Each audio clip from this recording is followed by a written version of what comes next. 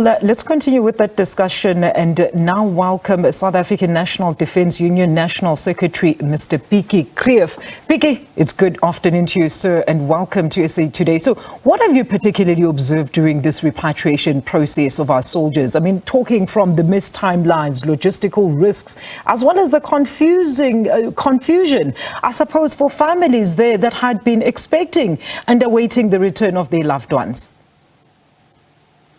I think the confusion and all the other challenges that you've just listed there would not have existed had we been properly resourced and was there proper support for the soldiers while they are deployed there in the DRC. Because they're not properly resourced and because they're not properly supported, that is why we see some more of the problems that they are having now with even coming back to the country. It gets very complicated, it gets very counterproductive when deployments are not properly supported and provided for. You've just hit the nail on the head there, Pikkie, because the events that actually unfolded in the DRC, I was about to say recently, leading to the loss of some of the personnel, actually laid quite bare the inherent challenges that the army is currently grappling with, from equipment servicing to operational challenges, where officials themselves from the army have even warned that without immediate intervention, things will certainly deteriorate. Yeah, I think we must use this opportunity also, to drive home the point to the public at large that the Defence Force is in serious trouble. You can sugarcoat it as far as you want to by, it's admirable that the people are being viewed as heroes. We also see them as heroes and people who serve their country with pride and with dignity. But the question is, what do we give back to these soldiers? The first thing we can do is by respecting them, by listening to their voices. What are the practical problems they experienced on the ground on a daily basis, which, by the way, some of it wasn't even tended to. Those that were tended to, it took weeks and even months to sort out things like, for instance, accommodation since they got there. Some of them had to buy their own tents. This is completely unacceptable, and it's chaotic, really, to a certain extent. What we need to understand is... All right, it seems like I might have lost Mr. Pikkie Greeff there. He is from the South African National Defence Union. He's the National Secretary General, National Secretary there. And we're hoping, of course, to rejoin with him on this very important decision there, as we've just spoken to a reporter who's currently stationed out at the Waterkloof Air Force Base, awaiting the second batch of soldiers. I mean, the timelines of their arrival has kept on shifting.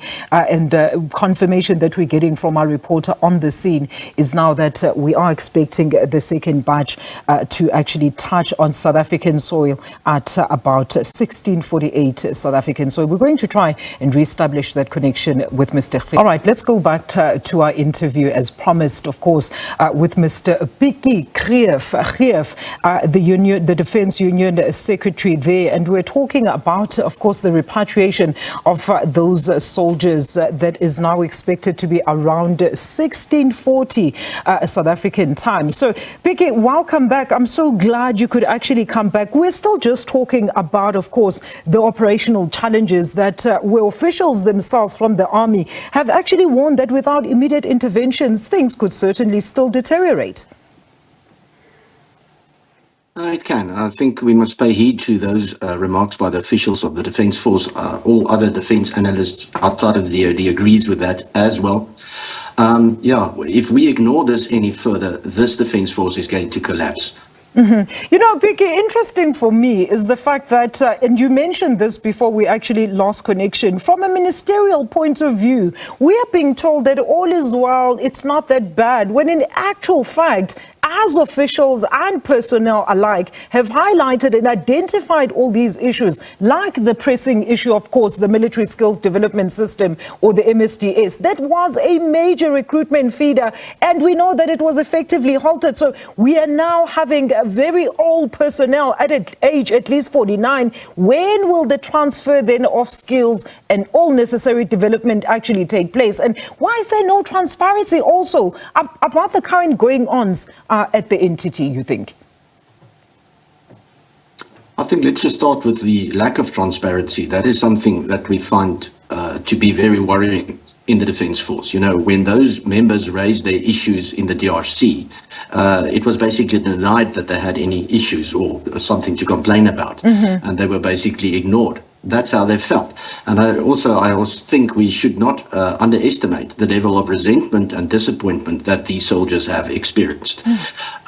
So, you know, that lack of transparency is very worrisome. It's time for the Defence Force, in the wake of this entire deployment, to look itself in the mirror, and in that I include the politicians who tell the Defence Force what to do. They should have a long, hard look in the mirror at themselves and ask themselves whether they are justified in keeping the South African public in the dark about what's really going on in the Department of Defence. It's very irresponsible to pretend that there's no problem.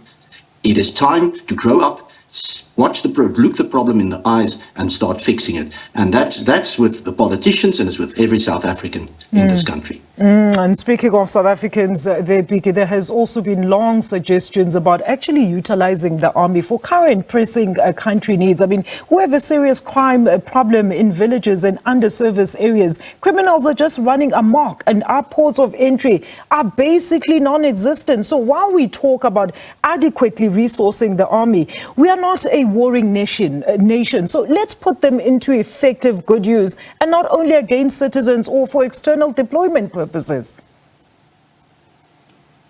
Well, I would caution from the union side, you know, against over-militarizing society and using the military as a solution for every other social ill that there is. You know, there's 4 policemen for every soldier in this country.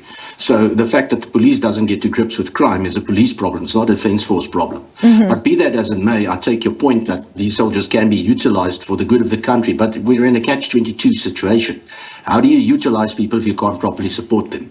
And how do you train new recruits if you don't have proper support and proper resources and enough money in the budget and so on? So it's really a dire situation. You know, we'll end up with an aged Defence Force that cannot be utilized anywhere because there's a lack of resources. And that, of course, is something that no country wants. One wants a young, healthy and professional Defence Force, properly supported, properly resourced, and that is what we must aim at. The tragic part of this is it's been allowed to go on for so long. You cannot build or rebuild a Defence Force within a year or 2. This is something that takes decades. But the longer you wait, the longer it's going to take. Absolutely. Pikkie, what a great conversation. Thank you so much for your input this afternoon. That is Mr. Pikkie Greeff there of the SA National Defence Union. He's the National Secretary there as our soldiers return from the DRC. Let's take a quick ad break. I'll be back shortly with more news. Stay with us.